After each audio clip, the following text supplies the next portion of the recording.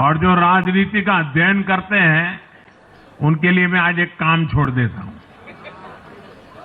देखिए, इन्होंने 2014 के बाद 5 साल तक ये कोशिश की, हिंदू बनने की कोशिश की।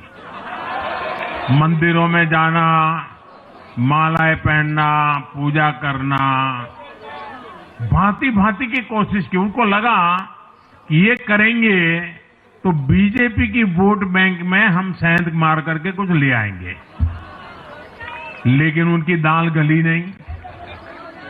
तो आपने देखा होगा पिछले कुछ वर्षों से उन्होंने वो रास्ता बंद कर दिया। उन्होंने माना कि ये भाजपा का क्षेत्र है, उसमें पैर नहीं डाल सकते। अब जाए तो जाए कहा, तो ये राज्यों की जो अलग अलग पार्टियां अलग अलग अपने मुद्दों पर जो अपनी जान चला रही हैं, अब उनकी नजरें उन पर है। और इसलिए, और वो भी समझ गए होंगे, बोलते नहीं होंगे, समझ गए होंगे कि ये उनको ही खा रहे हैं। साथियों, इंडी गठबंधन के दल अब कांग्रेस का ये कैरेक्टर समझने लगे हैं। इंडी वालों को ये एहसास हो रहा है कि जिस वोट बैंक को उन्होंने कांग्रेस से छीना है, अब कांग्रेस उसे वापस पाने में जुटी है। इसलिए दिल्ली में हमने देखा, इंडी के ही दलों ने एकजुट होकर कांग्रेस को हैसियत बताने की कोशिश की, अपने वोट बैंक को रोकने की कोशिश की। ये मीडिया वालों को पता नहीं, समय नहीं मिला। अब तो समय ही समय है उनके पास। इंडी गठबंधन पूरा दिल्ली में कांग्रेस के खिलाफ मैदान पे उतरा था,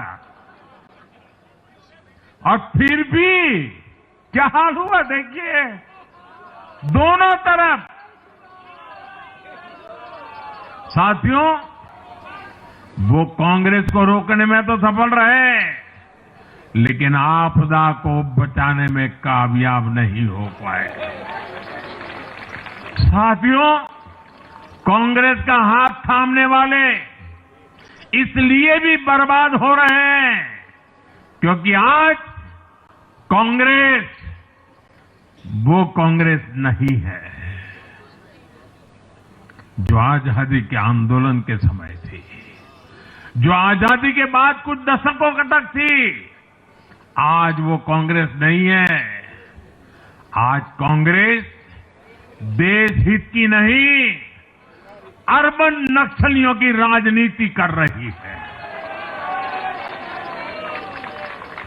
कांग्रेस के नेता जब कहते हैं वो भारत से लड़ रहे हैं, इंडियन स्टेट से लड़ रहे हैं, ये नक्सलियों की भाषा है। ये समाज में, देश में अराजकता लाने की भाषा है। और यहां दिल्ली में तो आपदा भी उसी अर्बन नक्सली सोच को ही आगे बढ़ा रही थी। कांग्रेस की अर्बन नक्सली सोच राष्ट्र की उपलब्धियों पर अटैक करती है।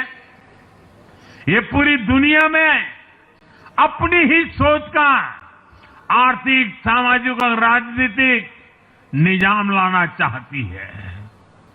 जब ये कांग्रेस में अर्बन नक्सलियों का डीएनए घुस गया है, तब ये कांग्रेस हर कदम पर बर्बाद हो रही है। साथ